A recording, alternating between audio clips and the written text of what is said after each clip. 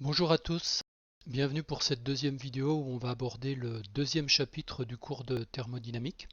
Ce deuxième chapitre est assez long et pour cette raison on va le diviser en plusieurs vidéos successives et cette vidéo-là concernera uniquement le point 2.1, c'est-à-dire les échanges d'énergie sous la forme de travail et de chaleur.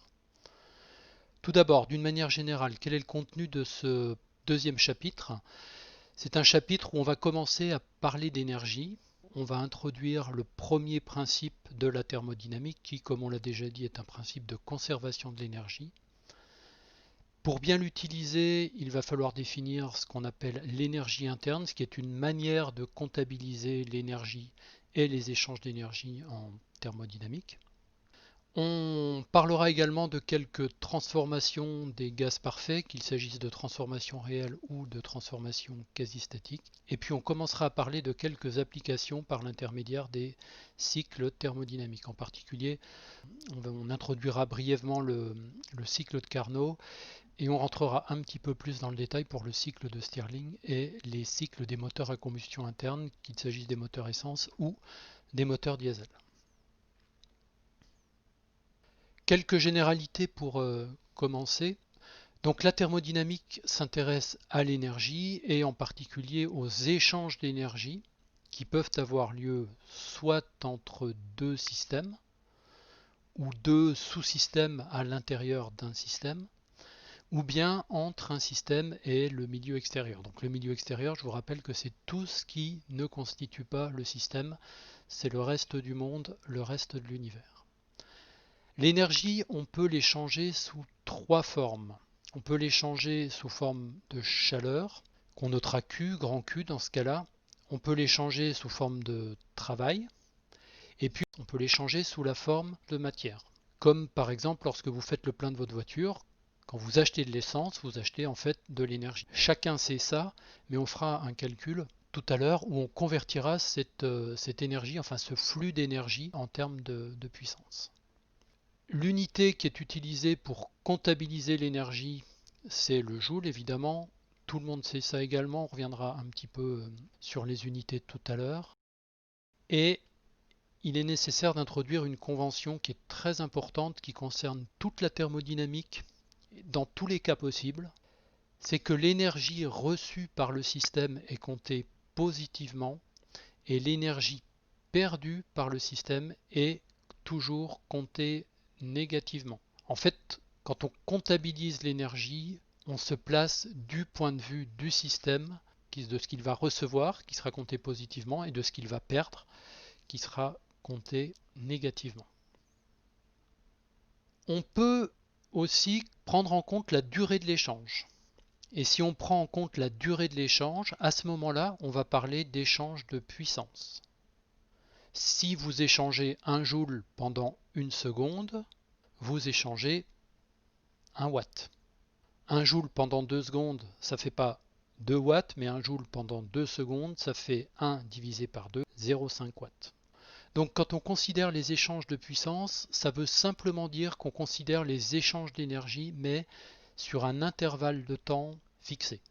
Et puisqu'on compte la puissance en watts, que le watt c'est 1 joule par seconde, par défaut, l'unité de temps c'est la seconde. Mais ça peut être pour certains calculs une unité de temps différente comme la minute, l'heure ou une durée de temps quelconque. Et dans ce cas-là, pour passer de l'énergie à la puissance, ou en tout cas à la puissance moyenne, on divise la quantité d'énergie échangée par le temps relatif à cet échange. En termes de notation, la chaleur va devenir une puissance thermique ou une puissance calorifique qu'on notera Q point. Comme pour les débits, le petit point ici au-dessus du grand Q signifie qu'on considère un flux, une quantité de chaleur par unité de temps. Et en termes d'énergie mécanique, on pourra considérer une puissance mécanique ou une puissance électrique d'ailleurs, qu'on notera W, grand W, avec un petit point, encore une fois, pour signifier qu'il s'agit d'un flux, c'est-à-dire d'un échange d'énergie par unité de temps. On va voir un exemple tout de suite. Donc on vous dit que pour chauffer 1 litre ou 1 kg d'eau de 20 degrés C à 100 degrés C, il faut lui fournir 334 kJ. Et donc on vous demande quelle est la puissance minimale de la plaque chauffante à utiliser si on veut réaliser l'opération en moins de 5 minutes. Donc la réponse elle est très facile à calculer. Vous devez échanger ces 334 kJ en une durée qui fait 5 minutes, donc qui fait 5 fois 60, 300 secondes. Donc vous obtiendrez votre réponse en divisant l'énergie par le temps et le résultat c'est 1,11 kW. Puis je vous parlais des échanges d'énergie sous forme d'échange de matière. Donc ces échanges d'énergie sous forme d'échange de matière, on peut les convertir ou on peut les exprimer en termes de puissance, même si c'est quelque chose d'un peu inhabituel, mais ce n'est pas du tout quelque chose d'inintéressant à faire. Et par exemple, quelle est la puissance chimique équivalente à la quantité d'essence qui va rentrer dans le réservoir d'un véhicule lorsqu'on remplit au rythme de par exemple 50 litres en 2 minutes. Alors pour faire ce calcul, il faut connaître ce qu'on appelle le PCI de l'essence. Le PCI, on y reviendra un peu plus tard, mais c'est le pouvoir calorifique inférieur de l'essence. C'est la façon habituelle de comptabiliser l'énergie contenue dans un combustible. Et pour l'essence, le PCI, le pouvoir calorifique, vaut 44 mégajoules par kilogramme d'essence. On connaît également la masse volumique de l'essence qui vaut à peu près 750 kg par mètre cube, le PCI étant donné en mégajoules par kilogramme, et le rythme ou la vitesse à laquelle on remplit son réservoir en litres par minute. Donc on a cette fois-ci tous les éléments pour faire le calcul. On va commencer par déterminer la quantité d'énergie introduite sous forme d'énergie chimique dans le réservoir. Donc 50 litres multiplié par 0,75 kg par litre. Donc les 750 kg par mètre cube, c'est équivalent à 0,75 kg par litre. Donc cette quantité-ci, 50 fois 0,75, qui doit faire 37,5, vous donne la masse d'essence introduite dans le réservoir, multiplié par 44 mégajoules par kilogramme, vous avez la quantité d'énergie introduite dans le réservoir. Donc quand vous introduisez 50 litres d'essence dans votre réservoir, vous donnez à manger 1650 mégajoules à votre véhicule. Et puis si on traduit ça en termes de puissance, le temps nécessaire ou la durée nécessaire pour faire ce plein, c'était 120 secondes, 2 minutes, 2 fois 60. Donc 1650 mégajoules divisé par 120 secondes, ça fait 13,75 mégawatts. Donc vous voyez que converti en termes de puissance, la quantité d'énergie que vous introduisez dans votre réservoir lorsque vous faites le plein est absolument colossale. Alors pourquoi est-ce qu'on peut se permettre d'obtenir des puissances qui soient aussi énormes que cela? C'est parce que l'énergie chimique contenue dans l'essence est une énergie relativement stable, donc elle ne se manifeste pas en tant qu'énergie utile lorsque vous remplissez votre réservoir, sauf s'il y a un incendie ou un accident ou des choses comme ça. C'est ce qui permet d'avoir des puissances équivalentes qui sont absolument colossales. Et l'intérêt de ce calcul-là, c'est qu'il permet de se rendre compte que si on voulait recharger un véhicule électrique au même rythme que l'on recharge actuellement un véhicule essence, il faudrait également des puissances électriques qui soient colossales. Alors il y a une différence de rendement. Le rendement d'un véhicule électrique est à peu près 2,5 à 3 fois meilleur que le rendement d'un véhicule essence. Ce qui fait que dans le cas d'un véhicule électrique, pour la même autonomie, plutôt que 13,75 MW, il vous faudrait grosso modo environ 5 MW en puissance de charge, ce qui n'est absolument pas envisageable à l'état actuel. Voilà, après cette introduction, on va maintenant parler du travail et de la chaleur, donc en commençant par le travail et par quelques généralités propres au travail.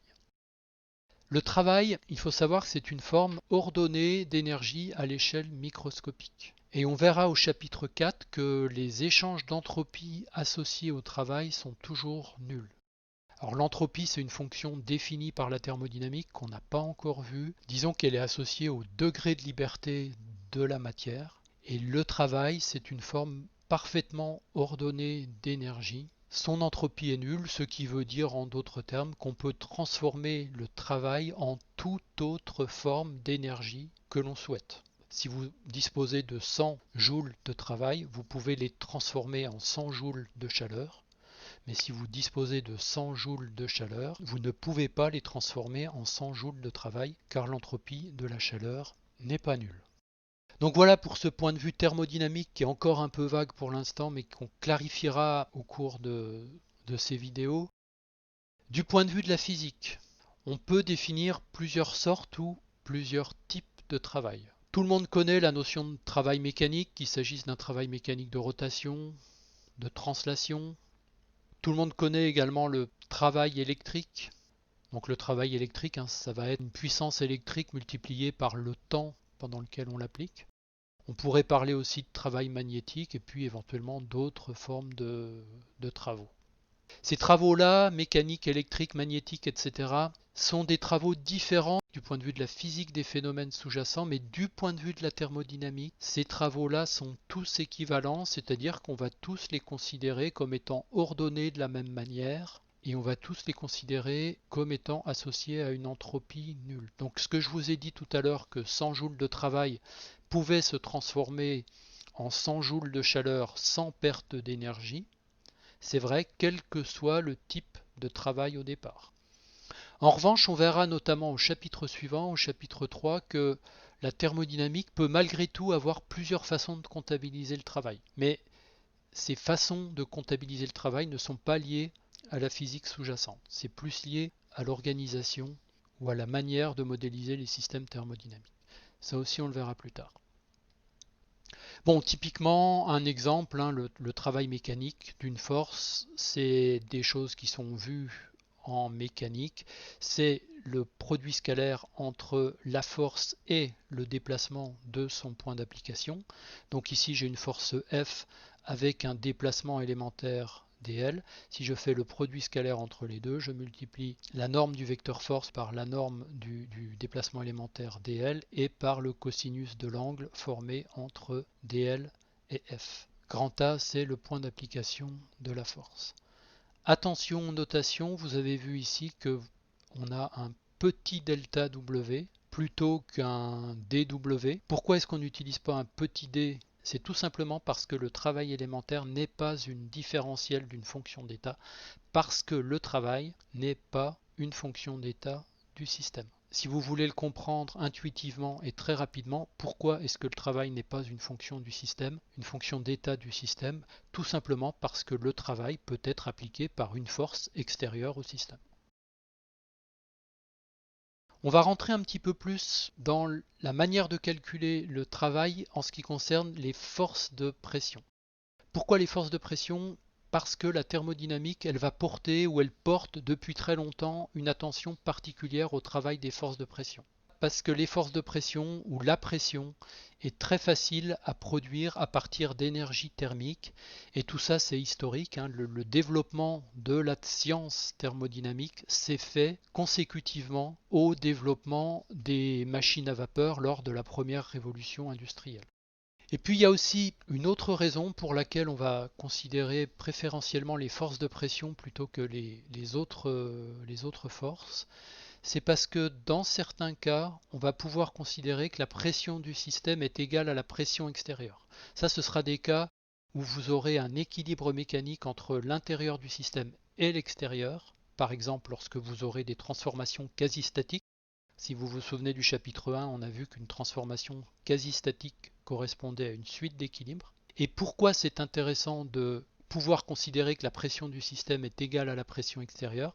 Tout simplement parce que la pression du système, c'est une variable d'état. Donc dans ce cas-là, on pourra faire des calculs relativement facilement et on pourra en déduire un certain nombre de choses pour les transformations de compression ou de détente des gaz qui sont intéressantes par la suite.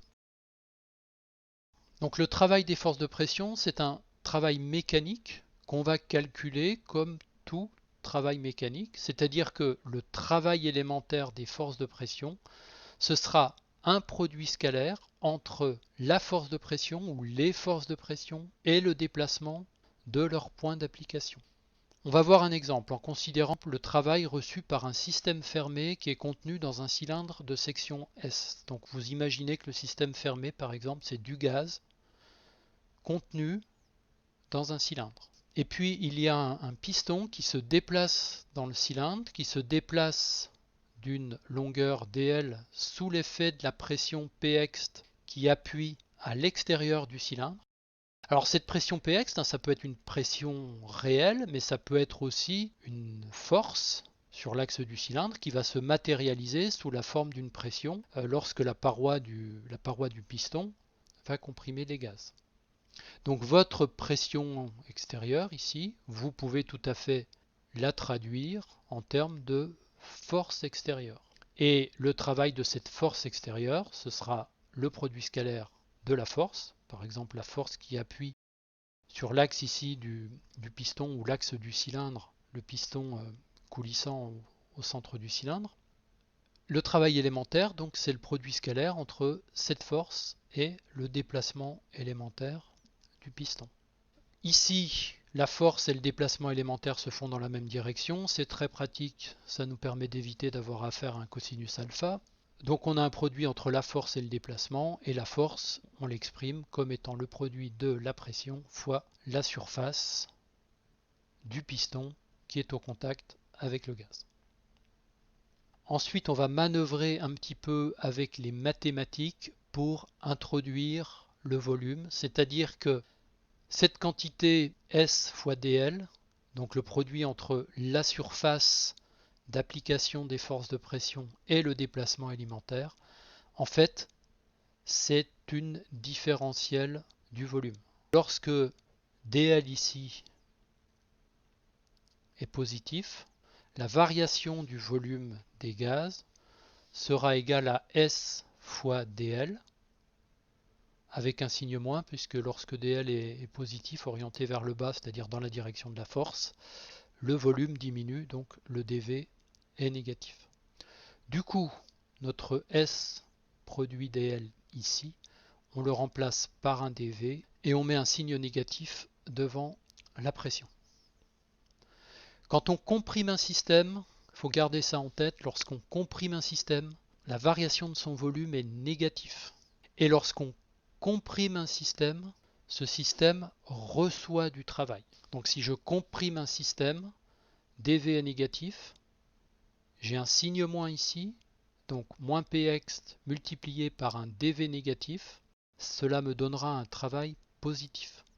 Et ce résultat-là ne dépend absolument pas de l'orientation du repère. J'aurais pu très bien orienter ici le repère dans la direction opposée à la force de pression. Et dans ce cas-là, cela aurait fait intervenir un signe moins un peu plus tôt dans les équations. Mais le résultat final pour le calcul du travail élémentaire des forces de pression aurait été exactement le même. Donc ce résultat-ci, c'est un résultat qui sera vrai tout le temps. Bien, donc on vient de voir comment déterminer le travail élémentaire des forces de pression dans le cas d'un cylindre. Il nous reste maintenant à vérifier que la formule ΔW égale moins Px dV est valable également dans le cas d'un système quelconque. Donc dans le cas général, la forme du système n'est évidemment pas celle d'un cylindre et sa paroi réelle ou fictive peut être de forme quelconque comme figuré sur ce schéma. De plus, la pression exercée et la déformation ne sont pas non plus identiques en tout point de cette paroi. Donc il va falloir considérer chaque élément de la surface extérieure du système, qu'on va noter DSI.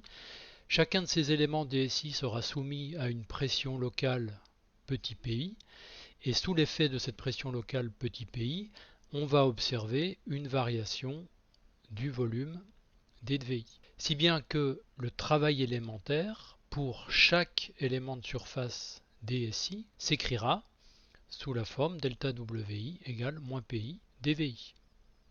Il va falloir ensuite intégrer pour déterminer le travail global, donc intégrer sur la totalité de la surface de la paroi réelle ou fictive qui délimite le système. Donc c'est pour ça qu'ici on a mis une intégrale double, puisque c'est une intégrale sur une surface. On fait donc la somme de tous les moins pi, dvi, et on va commencer à simplifier, parce que si on suppose que la pression extérieure est homogène, à ce moment-là, les pi, c'est-à-dire les pressions locales qui s'exercent en chaque point de la paroi du système, peuvent être assimilées à une pression extérieure homogène Px.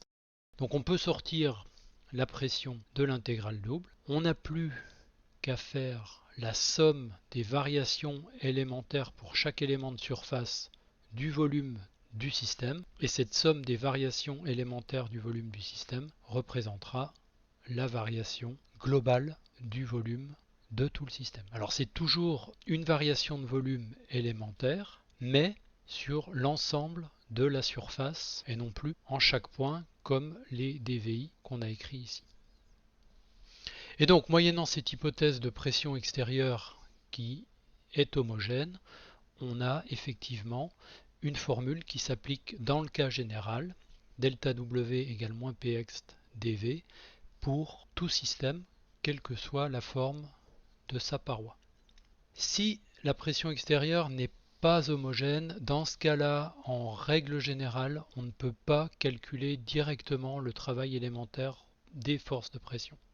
Et si on doit les déterminer, on les déterminera de manière indirecte par l'intermédiaire d'un bilan d'énergie. Donc, en résumé, pour les systèmes soumis à une pression extérieure homogène, donc une pression qui est identique sur toute la surface où elle s'applique, on peut écrire le travail élémentaire des forces de pression, delta W, comme étant le produit entre la pression extérieure qui s'applique au système, et les variations élémentaires du volume.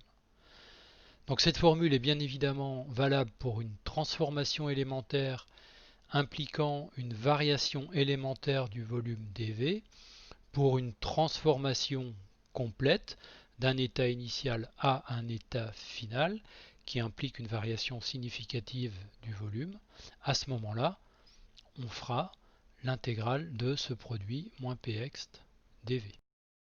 Alors ces deux relations, elles sont à connaître absolument, ce sont les relations les plus générales que l'on puisse utiliser pour calculer les travaux des forces de pression, et il faut toujours commencer par les examiner avant de décider si oui ou non on va se trouver dans un cas particulier qui nous permettra de simplifier le calcul ou éventuellement de se dispenser du calcul. Alors les cas particuliers, on va en voir tout de suite deux grandes familles. La première d'entre elles correspond à la situation où la pression extérieure, en plus d'être homogène, est par ailleurs constante. Cela signifie que cette pression ne varie pas entre l'état initial et l'état final, donc entre le début et la fin de la transformation. Dans ce cas-là, le moins Px qui est ici dans l'intégrale, puisqu'il est constant, on peut le sortir de l'intégrale, et il nous reste tout simplement une intégrale entre le volume initial et le volume final, de la quantité dV qui s'intègre tout simplement en delta V. Donc delta V, c'est égal à Vf moins Vi. Et là, on a une formule très simple qui permet de calculer le travail des forces de pression. C'est une formule très simple donc, qui correspond à un cas relativement fréquent, par exemple lorsque le système auquel on a affaire se déforme dans l'atmosphère. La pression atmosphérique, vous pouvez la considérer comme homogène et constante. Du coup, le travail de la force de pression ou des forces de pression atmosphériques sera dans tous les cas égal à moins la pression atmosphérique multipliée par la variation de volume entre l'état initial et l'état final du système. Le deuxième cas particulier correspond à une transformation quasi-statique. Une transformation quasi-statique, on l'a déjà vu lors du chapitre 1, c'est une suite d'équilibres thermodynamiques, et en particulier dans l'équilibre thermodynamique, vous avez l'équilibre mécanique. Donc ça signifie qu'à tout moment au cours de cette transformation, vous avez équilibre entre la pression du système P et la pression extérieure Px. Donc qui dit équilibre des pressions dit égalité des pressions. Et ça c'est très pratique parce qu'on va donc pouvoir remplacer la pression extérieure dans l'intégrale initiale par la pression du système. Et ça change beaucoup de choses parce que la pression extérieure ça n'est pas une variable d'état, mais la pression du système c'est une variable d'état. Et si on a dans l'intégrale une variable d'état, ça signifie par exemple que dans le cas d'un gaz, on va pouvoir utiliser l'équation des gaz parfaits. Et on considère ce gaz comme étant un gaz parfait. Une petite remarque avant de passer à la suite à propos des notations, la lettre grand W, on pourra l'utiliser comme ça a été le cas jusqu'ici pour un travail en joule, mais également pour un travail spécifique qui est valable pour une quantité de matière donnée qui peut être exprimée soit en mole, soit en kilogrammes, donc soit en masse. Donc le travail spécifique s'exprimera soit en joule par mole, soit en joule par kilogramme. Et les relations ci-dessus, enfin celles qu'on a démontrées jusqu'ici pour le travail des forces de pression, elles peuvent être écrites avec un volume grand V comme on l'a fait, donc un volume en mètres cubes, mais on peut aussi les écrire avec un volume petit v qui soit un volume molaire ou un volume massique. Et dans ce cas-là, évidemment, on va trouver un travail molaire ou un travail massique. On va faire un exercice tout de suite pour montrer comment fonctionnent ces formules de calcul du travail des forces de pression. Alors on suppose qu'on a une bouteille vide. Alors quand on dit vide, c'est vraiment une bouteille vide, donc la pression à l'intérieur est égale à 0 et on la laisse se remplir d'air atmosphérique. Vous imaginez par exemple que c'est une bouteille de gaz ou une bouteille de plongée qu'on a purgé de tout l'air résiduel qui se trouvait à l'intérieur et une fois qu'on a fait le vide, on la laisse se remplir d'air atmosphérique. Donc cette bouteille fait 200 litres et l'air atmosphérique qui va rentrer dans la bouteille, il est à 1 bar et 298 Kelvin, c'est-à-dire à peu près 25 degrés. On suppose que la vitesse de remplissage, de la bouteille est suffisamment lente pour que les échanges de chaleur entre l'air à l'intérieur de la bouteille et l'air à l'extérieur de la bouteille, à travers les parois de la bouteille, soit suffisamment rapide pour qu'on puisse considérer que l'air est à température atmosphérique pendant toute la transformation. Alors soit dit en passant, on peut faire cette hypothèse-là, mais on peut également supposer que le transfert de l'air dans la bouteille se fait dans des conditions quelconques, mais qu'on considère un état final où l'air dans la bouteille aura atteint l'équilibre thermique avec l'air atmosphérique. Alors c'est pas dit explicitement dans l'énoncé, mais on comprend bien que la bouteille sera remplie, enfin que le remplissage de la bouteille sera terminé une fois qu'on aura équilibre des pressions entre la pression atmosphérique à l'extérieur et la pression dans la bouteille. Et la température de l'air dans la bouteille sera égale également donc à la température de l'air atmosphérique. Et la question qu'on nous pose, c'est d'abord de définir le système et ensuite de calculer le travail reçu ou perdu par le gaz lors de cette transformation. Deux remarques. La première, c'est que le vide parfait n'existe pas. Et vous comprendrez pourquoi je prends la peine de préciser cela sur la diapo suivante. Donc le vide parfait n'existant pas, il faut supposer qu'il existe tout de même déjà quelques molécules d'air, d'oxygène ou d'azote dans la bouteille avant que l'on commence le processus de remplissage ou, dit autrement, à l'état initial. Et deuxième remarque, quelle que soit la vitesse à laquelle on remplisse la bouteille, on ne peut pas considérer la transformation comme quasi statique. Alors pourquoi est-ce que la transformation n'est pas quasi statique? Tout simplement parce qu'au cours de la transformation, le système n'est pas homogène. J'y reviendrai sur la diapo suivante. Alors la première chose à faire lorsqu'on a un exercice de ce type-là à résoudre, et d'une manière générale pour tout exercice de thermodynamique, la première chose à faire, c'est d'essayer de se figurer ce qu'est le système, et ce qu'est le système à l'état initial, et ce qu'est le système à l'état final. Donc on va commencer par le système à l'état initial.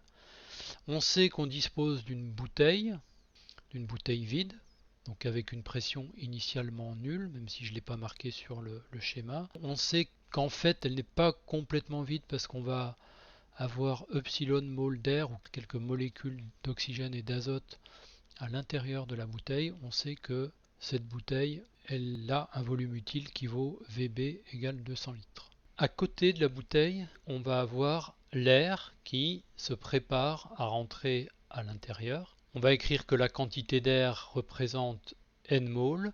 La pression initiale, c'est la pression atmosphérique PA qui vaut 1 bar. La température initiale de l'air, c'est la température atmosphérique TA qui vaut 298 Kelvin. Et Comme l'on dispose de Nmol à la pression PI et à la température TI, le volume initial de l'air à l'extérieur de la bouteille, c'est nRTI sur PI.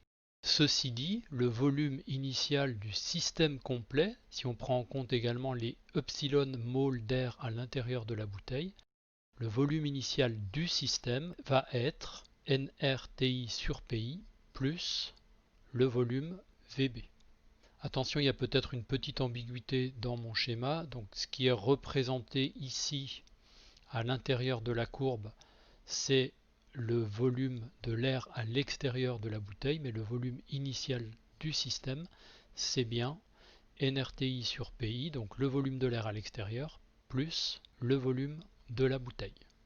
À l'état final, cette fois-ci, eh c'est beaucoup plus simple. Les N mol d'air qui étaient à l'extérieur sont entrés à l'intérieur de la bouteille. Cet air qui se trouve dans la bouteille, il est à une pression finale qui est toujours égale à la pression atmosphérique PA, une température finale qui est toujours égale à la température atmosphérique TA, et le volume final, c'est le volume de la bouteille qui est également égal à nRTA sur PA ou nRTF sur PF. La transformation qui a permis de passer de l'état initial à l'état final, c'est une transformation qui est absolument quelconque. Elle n'est d'ailleurs pas nécessairement isotherme comme c'était suggéré dans l'énoncé. Il suffit que à l'état initial, l'air soit à la température atmosphérique et qu'à l'état final, l'air soit également à la température finale pour que les conditions soient respectées. Elle n'est pas quasi-statique non plus, on l'a déjà dit. Alors pourquoi n'est-elle pas quasi-statique? Tout simplement parce que à aucun moment au cours de la transformation, sauf peut-être au tout début et à la fin, le système ne sera homogène. Ce que je veux dire par là, c'est que au cours de la transformation, une partie de l'air sera à l'extérieur de la bouteille, donc à pression atmosphérique, température atmosphérique, mais il y aura déjà une autre partie de l'air qui sera dans la bouteille à une pression qui ne sera pas encore la pression atmosphérique et à une température qui ne sera pas non plus la température atmosphérique. Et puis la transformation n'est pas isobare non plus, tout simplement parce que le système n'est pas isobare. Tout ce qu'on peut dire en fait, c'est que la pression extérieure est constante et que la température initiale est égale à la température finale. Voilà, les principales données du problème sont résumées ici avant de passer à l'application numérique. Une remarque à propos du volume. Le volume initial VI, on a écrit qu'il était égal à nRTI sur PI plus VB, sachant que la température initiale est égale à TA et que la pression initiale est égale à PA. Donc le volume initial c'est nRTA sur PA. Et on a écrit que le volume final était égal au volume de la bouteille, mais également à nRTA sur PA puisque l'air à l'intérieur de la bouteille dans les conditions finales est à température atmosphérique et à pression atmosphérique. On en déduit donc que le volume initial est égal à 2 fois VB, ce qui n'est d'ailleurs pas très difficile à comprendre intuitivement. Il est donc très facile de calculer le travail reçu par l'air au cours de cette transformation. On va déjà considérer donc l'expression la plus générale qui soit, c'est-à-dire l'intégrale de moins px dv. Et on vérifie bien que la pression extérieure, qui est en fait la pression atmosphérique, est constante. Du coup, cette intégrale-là, on peut l'écrire comme étant égale à moins PA delta V, ou moins PX de delta V, si vous voulez, avec PX qui est égal à PA. Le delta V, il est égal à moins VB, puisque le volume passe de 2 fois VB à VB. Donc le volume final VB moins le volume initial 2 fois VB, ça fait bien moins VB. Et le travail reçu par l'air vaut PA VB. On fait l'application numérique rapidement. Cela représente 20 000 joules. On a donc un travail positif parce que la transformation est en fait une compression. Alors effectivement, la pression initiale est la même que la pression finale, mais le volume a été divisé par 2. On est passé de 2 fois VB à VB. Lorsque le volume diminue, la transformation est bien une compression. Revenons un instant sur les epsilon mol d'air qui occupaient la bouteille à l'état initial. Je vous avais donné comme explication le fait que le vide parfait n'existait pas, ce qui était un petit peu tiré par les cheveux. En fait, on doit pouvoir trouver un raisonnement qui fonctionne que la bouteille contienne 0 mol d'air, epsilon mol d'air, ou bien un nombre significatif de mol d'air si par exemple elle est déjà partiellement remplie. Pour bien comprendre en fait la raison qui nous oblige à considérer le volume de la bouteille vide dans le système initial, il faut se placer du point de vue de l'atmosphère. L'atmosphère qui fournit un travail en poussant l'air de l'extérieur vers l'intérieur de la bouteille. Qu'est-ce que voit l'atmosphère à l'état initial? À l'état initial, l'atmosphère va voir entre guillemets le volume de l'air qui va entrer dans la bouteille et le volume de la bouteille, indépendamment de ce qu'elle contient à l'état initial. Et à l'état final, ce que voit toujours entre guillemets l'atmosphère, c'est la seule bouteille puisque l'air qui se trouvait à l'extérieur a fini par rentrer à l'intérieur. Du point de vue de l'atmosphère, la variation de volume qui donne donc le travail fourni est égale à la différence entre le volume initial constitué par l'air à l'extérieur et le volume de la bouteille et le volume final constitué par le volume de la bouteille uniquement. Voilà, donc cette diapositive synthétise les résultats. On reviendra un peu plus tard sur cet exercice-là, au moment où on abordera le premier principe et on utilisera un bilan d'énergie pour calculer les échanges de chaleur, car en plus d'un échange de travail, il y a également dans ce cas-là un échange de chaleur. La chaleur, donc, contrairement au travail, la chaleur c'est une forme désordonnée d'énergie à l'échelle microscopique. Et donc si on reparle brièvement d'entropie comme on l'a fait dans le cas du travail, si le travail étant une forme ordonnée d'énergie à l'échelle microscopique, son entropie est nulle. Dans le cas de la chaleur, les échanges d'entropie associés aux échanges de chaleur ne seront pas nuls. Donc on reviendra sur ce point-là un peu plus tard lors du chapitre 4. D'un point de vue microscopique, un échange de chaleur ou une augmentation de température va correspondre à un changement du degré d'agitation des particules du système, que ce système soit un système solide, liquide ou gazeux.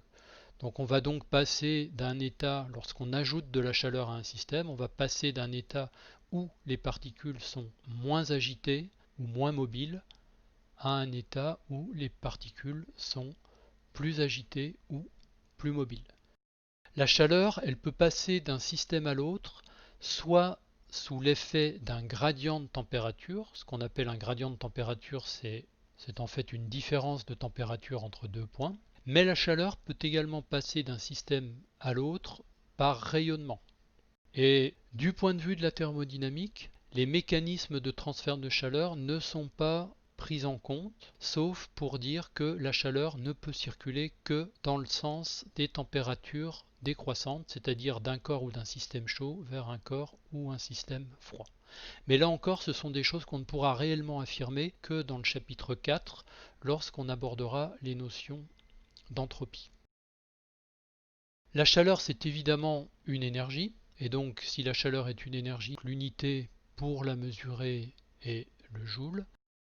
Alors il y a évidemment d'autres unités qui peuvent être utilisées pour comptabiliser la chaleur ou les échanges de chaleur. Il y a en France en particulier la calorie. Donc la calorie c'est un multiple du joule et une calorie correspond à l'énergie nécessaire pour élever la température d'un gramme d'eau de 14,5 degrés C à 15,5 degrés C à pression atmosphérique. Et une calorie vaut 4,18 joules.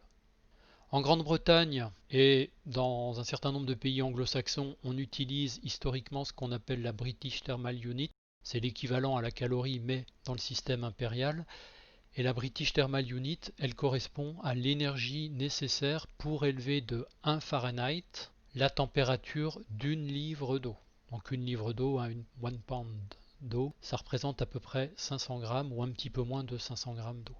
Et une BTU, ça va plus vite que de dire British Thermal Unit, représente à peu près 1006 ou 1000 joules pour simplifier. Pour la chaleur, on va appliquer les mêmes conventions que pour les autres formes d'énergie, c'est-à-dire que la chaleur reçue par un système va être comptée positivement, tandis que la chaleur perdue par un système sera comptée négativement. Et soit dit en passant, ces conventions elles sont également valables pour les échanges de matière. La quantité de matière reçue par un système est comptée positivement, tandis que la quantité de matière perdue par un système est comptée négativement. Alors ce qui va un peu compliquer les choses du point de vue parfois de notre compréhension intuitive des problèmes de thermodynamique, c'est que dans la vie courante, on a parfois tendance à confondre les notions de chaleur et de température.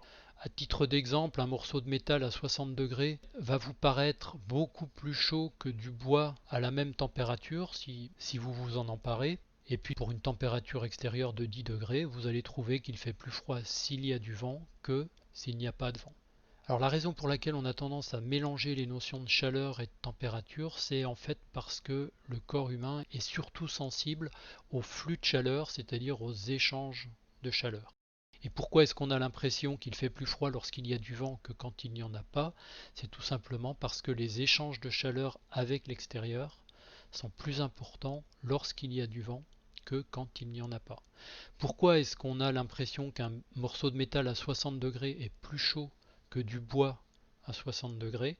Tout simplement parce que le morceau de métal à 60 degrés va nous communiquer par conduction plus de chaleur que du bois qui se trouverait à la même température. Pour mesurer les échanges de chaleur, on peut considérer la variation des variables d'état. Alors on pense tout de suite à la température, on va considérer les variations de température, c'est évidemment le cas le plus simple, mais on peut également considérer les variations des autres variables d'état telles que le volume ou la pression. Et pour calculer la chaleur reçue, on va utiliser ce qu'on appelle des coefficients calorimétriques. Alors à titre d'exemple, ça c'est des choses que vous avez sans doute déjà vues en calorimétrie en cours de physique. Lors d'un apport ou d'une perte de chaleur infinitésimale qu'on notera ΔQ, qui va donc modifier la température du système d'une quantité dt, on aura ΔQ qui sera égal à NCV dt ou MCV dt si la transformation va s'effectuer à volume constant, et ΔQ qui sera égal à NCP dt ou MCP dt si la transformation s'effectue à pression constante. Ici, CV c'est la capacité calorifique à volume constant et CP c'est la capacité calorifique à pression constante. Alors vous avez deviné à la vue de ces équations que CV et CP peuvent avoir deux unités différentes. En fait, on les écrit de la même manière qu'elles s'expriment en joules par Kelvin et par mole, ou bien en joules par Kelvin et par kilo. La seule différence, c'est qu'on ne les utilisera pas dans les mêmes équations. Donc ici, comme j'ai le produit d'un nombre de moles par une capacité calorifique, nécessairement cette capacité calorifique, c'est une capacité calorifique en joules par Kelvin et par mole. Et là, par exemple, comme on a le produit d'une masse par une capacité calorifique, nécessairement pour que l'équation soit homogène, on a une capacité calorifique en joules par Kelvin et par kilogramme. Comme pour le travail, on va utiliser le petit delta plutôt que le petit d pour parler d'une chaleur élémentaire ou d'une chaleur infinitésimale. Donc, on parlera de delta Q plutôt que dQ pour une chaleur élémentaire, car comme pour le travail, la chaleur n'est pas une fonction d'état du système. Et puis on y reviendra un peu plus tard. En pratique, pour les solides et les liquides, il arrive qu'on se dispense de faire la distinction entre la capacité calorifique à volume constant et la capacité calorifique à pression constante, tout simplement parce que les solides et les liquides, en général, on va les considérer comme incompressibles, en tout cas pour les exercices de calcul de chaleur qu'on fera dans le cadre de ce chapitre. On va faire rapidement deux petits exercices à travers deux exemples. Alors, dans le premier cas, on vous demande quelle quantité de chaleur il faut fournir pour porter une mole d'oxygène de 0 à 100 degrés à pression constante, puis à volume constant. On vous donne la capacité calorifique à volume constant de l'oxygène qui vaut 21 joules par Kelvin et par mole, et la capacité calorifique à pression constante de l'oxygène qui vaut 29 joules par Kelvin et par mole. Bon, il n'y a aucune difficulté dans le calcul. la chaleur QV reçue lors d'un échange à volume constant vaut 1 fois 21 fois 100, on trouve 2100 joules, et la chaleur QP reçue lors d'un échange à pression constante vaut 1 fois 29 fois 100 égale 2900 joules. Alors vous vous demandez certainement pourquoi est-ce qu'il faut fournir plus de chaleur à l'oxygène pour augmenter sa température de 0 degré C à 100 degré C lorsqu'il est à pression constante que lorsqu'il est à volume constant. Et bien tout simplement parce que de l'oxygène qui passe à pression constante de 0 degré C à 100 degré C, il va se dilater, donc il va repousser le milieu extérieur, donc il va donner du travail à l'extérieur, et pour qu'il puisse fournir ce travail, il faut lui fournir plus d'énergie. Et d'ailleurs, la quantité d'énergie nécessaire à la dilatation de l'oxygène lorsqu'il passe de 0 degré C à 100 degré C, elle est strictement égale à 800 joules, qui est la différence entre 2900 et 2100. Deuxième exemple, quelle quantité de chaleur faut-il fournir pour porter 2 kg d'eau de 20 degrés C à 100 degrés C? Alors dans le premier exercice, on raisonnait en molaires, avec des quantités molaires, que ce soit pour les coefficients calorifiques ou pour la quantité de matière. Ici, on raisonne en massique, on a une quantité de matière qui est exprimée en kilogrammes, donc notre coefficient calorifique est également exprimé en joules par Kelvin et par kilo. Donc la capacité calorifique de l'eau, c'est 4180 joules par Kelvin et par kilogramme. On n'a pas précisé ici s'il s'agissait d'un CV ou d'un CP, alors en fait il s'agit d'un CP puisque l'eau, en général, on la chauffe à pression constante. Les cas où vous chaufferiez de l'eau liquide de 20 degrés à 100 degrés C en la maintenant à volume constant sont des cas vraiment exceptionnels qu'on ne rencontre quasiment jamais dans les exercices. Donc la capacité calorifique de l'eau, C, qui vaut 4180 joules par Kelvin et par kilo, est une capacité calorifique à pression constante. Et le calcul est également très rapidement fait, donc on multiplie la masse par la capacité calorifique par le delta T, 2 fois 4180 fois 80, et on obtient 668 800 joules ou 668,8 kJ. Encore deux petites remarques avant de passer à la suite. On utilisera indifféremment la lettre grand Q pour une chaleur en joules ou bien pour une chaleur spécifique en joules par mole ou en joules par kilogramme. C'est exactement la même chose que pour le travail, pour lequel je vous avais précisé que la lettre grand W, on pouvait l'utiliser pour un travail en joules ou pour un travail spécifique en joules par mole ou en joules par kilogramme. La chaleur, on l'utilise de la même manière, on précisera l'unité en fonction du contexte. Et puis on utilise également parfois les capacités calorifiques tout court, qu'on notera grand C et dont les unités seront en joules par Kelvin. Et on les opposera, ces capacités calorifiques grand C, aux capacités calorifiques spécifiques petit c, en joules par Kelvin et par mole, ou bien en joules par Kelvin et par kilogramme. Donc ici, ce qu'on avait dans les deux exemples qu'on a vus, ce sont des capacités calorifiques spécifiques. Alors ceci dit, comme on utilise très rarement les capacités calorifiques en joules par Kelvin, on a tendance, pour aller plus vite, à parler de capacités calorifiques tout court, y compris dans le cas des capacités calorifiques spécifiques. Donc il faut, et c'est très important, être attentif aux unités qui apparaissent dans les énoncés. Ce sont ces unités qui vont vous dire quel type de grandeur vous devrez utiliser. Donc on a parlé des coefficients calorimétriques ou des capacités calorifiques à pression ou à volume constant, mais dans le cas général, les échanges de chaleur n'ont pas lieu ni à volume ni à pression constante. Donc il va falloir utiliser des coefficients calorimétriques supplémentaires. Et il y a en fait trois cas. Si on utilise les variables T et V, donc ici j'ai pris un petit v puisqu'on raisonne avec des variables intensives, donc le petit v c'est un volume en joules par mole ou en joules par kilogramme. Si on utilise les variables T et V, alors on écrira que la variation de chaleur infinitésimale delta Q est égale à CV dt plus L dV, et le petit l, c'est ce qu'on appelle la chaleur de dilatation isotherme.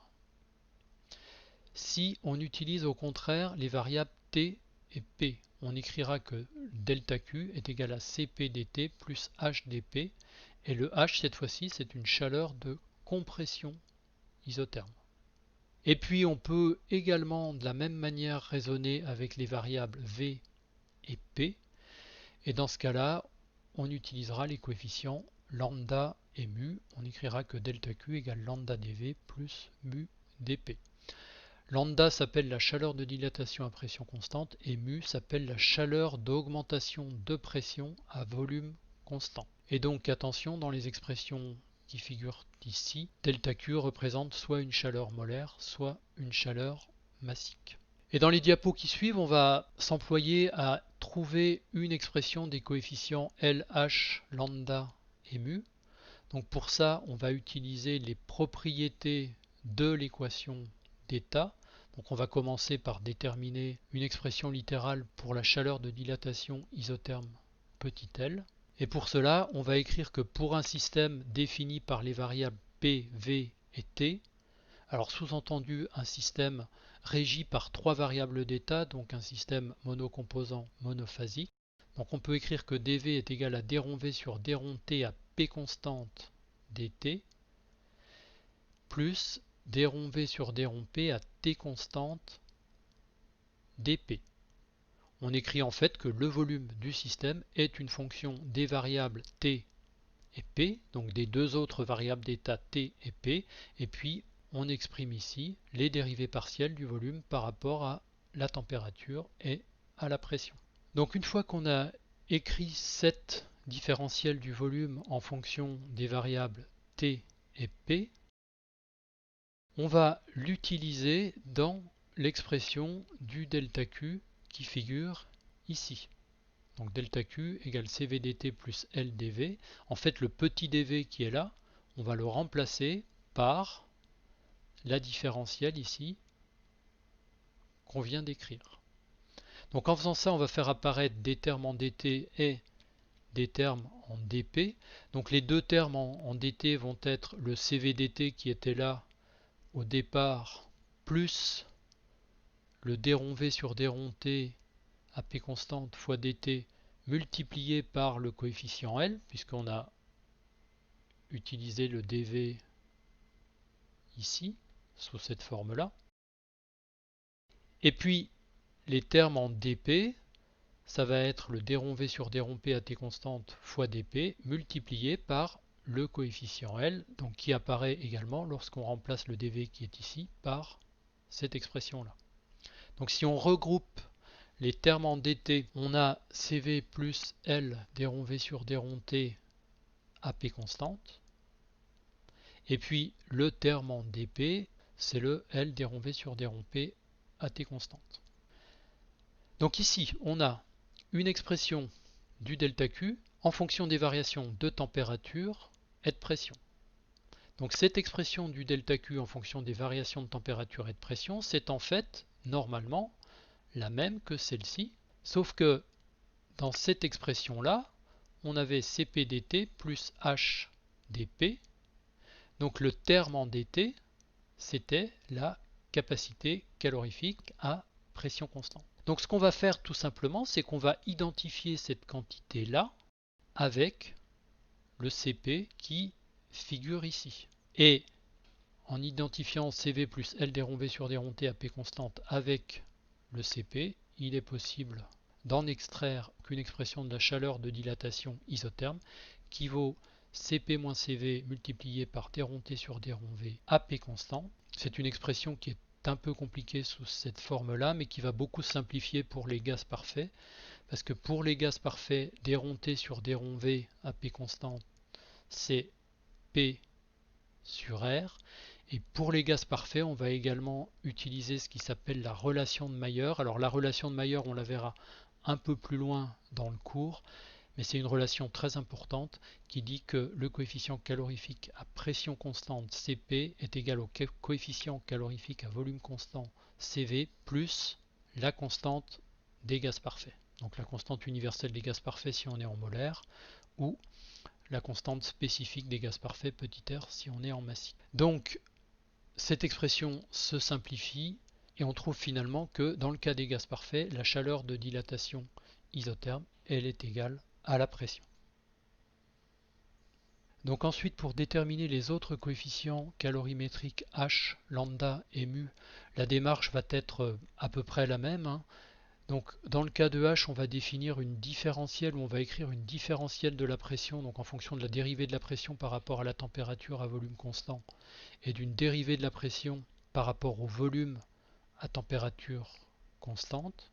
Cette expression-là du dP, on va l'utiliser, enfin on va l'injecter dans l'équation delta Q égale Cp dt plus H dP. Encore une fois, on obtient des termes en dt et des termes en dV. Lorsqu'on regroupe les termes en dt, on a Cp plus H dρP sur dρT à volume constant fois dt. Et cette expression-là, c'est une expression du delta Q, de la chaleur élémentaire, en fonction des variations de température et des variations de volume, donc en fonction des variables T et V. Et ce terme-là est donc identifiable au CV qui figure ici. Donc par identification, on en déduit une expression de H, de la chaleur de compression isotherme, qui vaut CV moins Cp multiplié par dρT sur dρP à volume constant. Encore une fois, cette expression elle est un peu compliquée, mais elle se simplifie très bien pour un gaz parfait. Donc pour un gaz parfait, dρT sur dρP, c'est V sur R. Et encore une fois, on utilise la relation de Mayer Cp égale Cv plus R, qu'on verra plus tard. Et on a la chaleur de compression isotherme H qui est égale à moins V pour un gaz parfait. Dans le cas général, on utilise cette expression-là. Et puis finalement, pour les coefficients lambda et mu, on va continuer à utiliser la même démarche. On va commencer par écrire une différentielle du volume en fonction des variations de la température et de la pression. Donc dV égale dρV sur dρT à P constante fois dt plus dρV sur dρP à T constante fois dP. Cette expression-là, on va l'injecter dans l'expression delta Q égale lambda dV plus mu dP. Et puis, on réunit les termes en dt et les termes en dP. Et puis, par identification avec l'expression de delta Q en fonction des variations de température et de pression, donc delta Q égale Cp dt plus H dP, on va pouvoir en déduire, alors je passe un peu plus vite cette fois-ci, que lambda égale Cp dρT sur dρV à P constante, et que mu est égal à Cv dρT sur dρP à V constant. Encore une fois, il s'agit d'expressions qui sont valables dans tous les cas, pour tous les systèmes, mais pour les gaz parfaits, on va pouvoir les simplifier et on obtiendra lambda égale Cp fois P sur R et mu égale Cv fois V sur R. Donc cette fois-ci, on n'a pas besoin d'utiliser la relation de Mayer. Ne vous inquiétez pas si ces démonstrations vous ont paru un peu fastidieuses. C'était pour donner un exemple des calculs un peu théoriques qu'on pouvait faire en thermodynamique.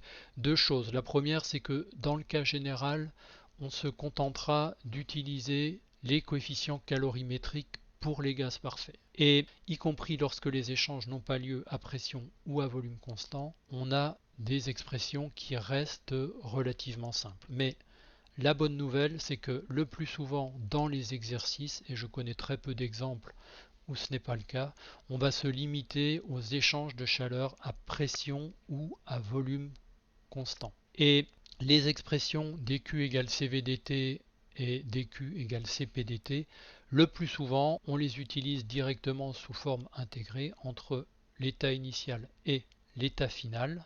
Donc on a Q qui est égal à CV delta T dans le cas d'un échange de chaleur à volume constant et Q qui est égal à Cp delta T dans le cas d'un échange de chaleur à pression constante. Attention ici, Q c'est une chaleur en joule par mole ou en joule par kilogramme. Sinon j'aurais eu soit la masse, soit le nombre de moles devant le coefficient calorimétrique. Il y a une petite contrainte, c'est que les coefficients calorimétriques CV et Cp puissent être considérés constants au cours de la transformation, c'est-à-dire entre l'état initial et l'état final, mais cette contrainte elle est vérifiée dans la plupart des cas. Alors sinon, il faut intégrer en fonction des variations de CV et de CP, mais c'est très rarement le cas. Et puis, en règle générale, si dans un exercice, on vous demande de calculer un échange de chaleur dans le cas d'une transformation qui n'a pas lieu ni à volume constant, ni à pression constante, ça ne veut pas dire que cet échange de chaleur, vous ne pouvez pas le calculer, mais ça veut dire qu'il va falloir le calculer de manière indirecte. Et on verra ça plus tard lorsqu'on abordera les bilans de chaleur dans le cadre du premier principe de la thermodynamique. Il nous reste à parler des échanges de chaleur latents, c'est-à-dire des échanges de chaleur qui ne se manifestent pas sous la forme d'une variation de température du système étudié.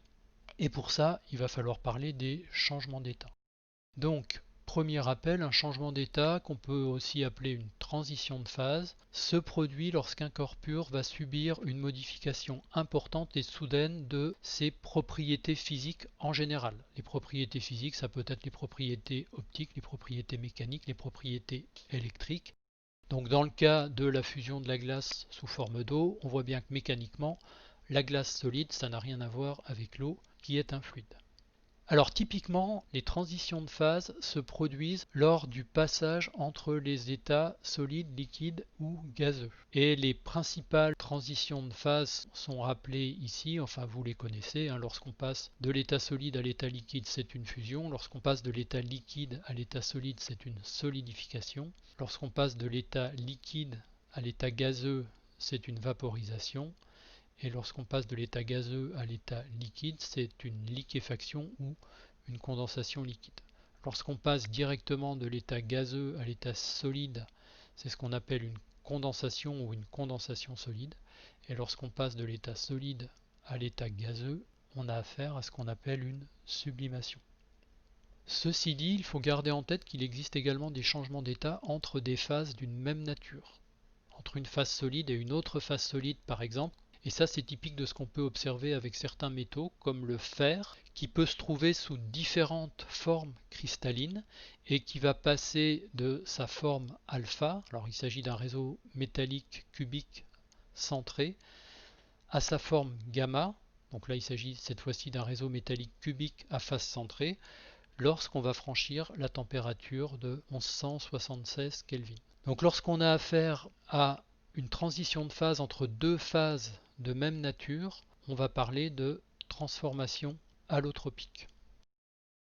Et puis je vous rappelle également, mais vous le savez déjà, que les changements d'état d'un corps pur se produisent à température et à pression constante, et on représente les domaines d'existence des différentes phases dans ce qu'on appelle un diagramme des phases, qui est en général en coordonnées pression-température, avec ici la pression en ordonnée et la température en abscisse dans le cas du diagramme des phases de l'eau. Et dans le cas du diagramme des phases de l'eau, vous avez ici le point triple qui sert de référence pour l'échelle de température en Kelvin. Alors ceci dit, les changements d'état à pression et à température constante, malgré l'absence de variation de température, ils impliquent des échanges de chaleur. Tout le monde sait qu'il faut chauffer de la glace pour la faire fondre et qu'il faut chauffer de l'eau à 100 degrés pour l'évaporer. Et ces échanges de chaleur définissent le concept de chaleur latente. Donc une chaleur latente, encore une fois, c'est une quantité de chaleur qui ne va pas se traduire par une variation de température, par opposition à la chaleur sensible qui, elle, se traduit par une variation de température. Donc la chaleur latente, plus précisément, c'est la quantité positive ou négative d'énergie qu'il va falloir fournir à 1 kg ou à 1 mole de corps pur pour qu'il se transforme d'une phase à l'autre. On va voir un exemple immédiatement. On vous demande de déterminer approximativement le débit de vapeur qui va être produit par un générateur de vapeur de centrale nucléaire. On a pris un exemple plutôt imposant pour bien marquer les esprits. Alors, on vous dit que la chaleur latente d'évaporation de l'eau à 290 degrés Celsius et 73 bars. Alors 73 bars, c'est la pression de fonctionnement d'un générateur de vapeur de centrale nucléaire.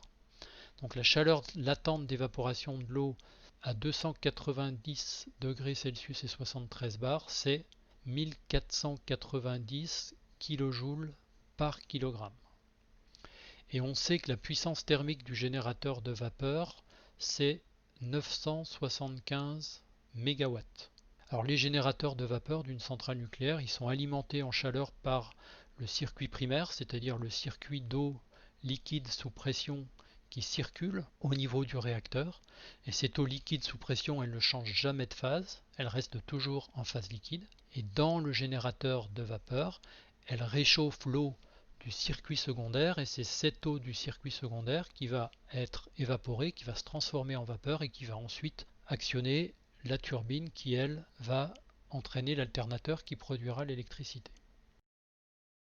Alors notre bilan d'énergie, qui est un peu simplifié mais qu'on réalise surtout à titre illustratif, il va nous dire que la puissance thermique du générateur de vapeur, donc les 975 MW, est égale au produit entre la chaleur latente de vaporisation de l'eau multipliée par le débit massique d'eau. Si vous ne savez pas de quelle manière poser ce problème, on peut se débrouiller très simplement en raisonnant uniquement sur les unités. On nous demande en fait un débit de vapeur. Ce débit de vapeur, comme la chaleur latente d'évaporation est exprimée en kilojoules par kilogramme, on va l'exprimer préférentiellement en kilogrammes par seconde. Et on se rend bien compte qu'en multipliant des kilogrammes par seconde par des kilojoules par kilogramme, on obtient une quantité qui s'exprime en kilojoules par seconde. Et des kilojoules par seconde, ce sont des kilowatts. C'est ce qui nous donne en fait notre équation ici. Donc on a la puissance thermique du générateur de vapeur ici à gauche en kilowatts, qui est égale au produit entre le débit massique de vapeur en kilogrammes par seconde multiplié par la chaleur latente de changement de phase en kilojoules par kilogramme. Et donc le débit massique M point, il est égal au quotient entre la puissance thermique du générateur de vapeur divisé par la chaleur latente de changement de phase, en faisant attention à ce que les multiples d'unités correspondent. Donc les 975 MW ici, je les ai multipliés par 10 puissance 6 pour avoir des watts, et les 1490 kJ par Kelvin, je les ai multipliés par 10 puissance 3 pour avoir des joules par Kelvin.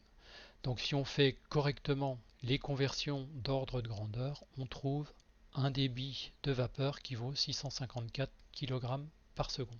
Alors en pratique, la valeur réelle, elle est un peu plus faible, elle est de l'ordre de 600 kg par seconde, parce qu'une partie de la puissance thermique sert à réchauffer l'eau liquide. L'eau n'arrive pas directement à 290 degrés Celsius dans le générateur de vapeur, elle arrive sous refroidi, c'est-à-dire qu'elle n'est pas prête immédiatement à s'évaporer, elle arrive à 230 degrés C et il va falloir la réchauffer jusqu'à 290 degrés C pour qu'elle s'évapore.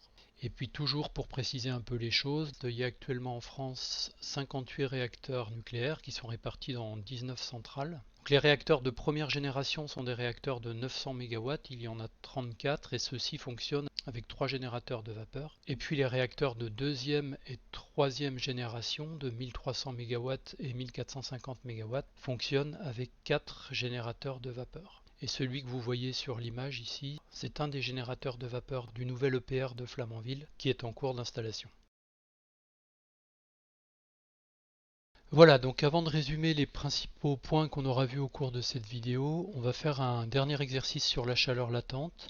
Alors c'est de la calorimétrie, c'est très facile. On vous dit qu'on veut réchauffer 3 kg de glace de moins 10 degrés C à plus 20 degrés C. Et on vous demande quelle est la quantité d'énergie, donc la quantité de chaleur à fournir. Pour ça, on vous donne la chaleur latente massique de fusion de la glace, LF, qui vaut 333 joules par gramme. On vous donne la capacité calorifique massique de la glace, qui vaut 2,01 joules par Kelvin et par gramme. Et on vous donne la capacité calorifique massique de l'eau liquide, qui vaut 4,18 joules par Kelvin et par gramme. La seule chose à voir ici, c'est que en fait, le système subit 3 transformations successives. Donc la première correspond à la glace qui se réchauffe de moins 10 degrés C à 0 degré C. Ensuite, la deuxième transformation correspond à la fonte de la glace à température constante à 0 degré C. Et puis la troisième transformation correspond au réchauffement de l'eau liquide de 0 degré C à plus 20 degrés C. Il y a donc trois quantités de chaleur qu'on notera Q1, Q2, Q3 associées à chacune de ces trois transformations. On les calcule très simplement. Pour la première, donc pour la glace qui se réchauffe, eh bien vous prenez la masse de la glace, vous multipliez par la capacité calorifique massique de la glace et puis par le delta T, donc la température finale ici c'est 0 degré C, la température initiale c'est moins 10 degrés C. Pour la fusion de la glace, la deuxième transformation, vous faites simplement le produit de la masse de la glace par la chaleur latente. Et pour la troisième transformation, on utilisera la capacité calorifique de l'eau, toujours la même masse évidemment, et on multipliera ça par la différence entre une température finale qui vaut 20 degrés C et une température initiale qui vaut 0 degré C. Je vous laisserai faire l'application numérique. Il y a juste un petit piège avec le fait que les propriétés physiques ici sont données en joules par gramme ou en joules par Kelvin et par gramme. Donc la masse de glace à réchauffer qui vaut 3 kg, il ne faudra pas oublier de la convertir en grammes. Et moyennant ça, on trouve un résultat de 1,31 10 puissance 6 joules ou 1,31 mégajoules. Pour terminer cette vidéo, je vais vous résumer les principales relations qu'il est indispensable de savoir et de maîtriser. Premièrement, pour calculer le travail des forces de pression, on a vu que dans le cas le plus général, le travail élémentaire des forces de pression pouvait s'écrire comme étant le produit de la pression extérieure appliquée au système multiplié par la variation de volume élémentaire de ce système. À partir de là, il existe deux grandes familles de cas particuliers. Pour la première d'entre elles, on va avoir une pression extérieure Px qui va être constante. Dans ce cas-là, lorsqu'on intègre pour trouver le travail complet sur toute la transformation, on sort la pression extérieure de l'intégrale puisque c'est une constante et on a W qui est égal à moins Px fois l'intégrale de dV, c'est-à-dire le delta V entre l'état initial et l'état final. La deuxième grande famille de cas particuliers correspond aux transformations quasi-statiques. Alors les transformations quasi-statiques, il y en a plusieurs types, on verra ça un peu plus tard.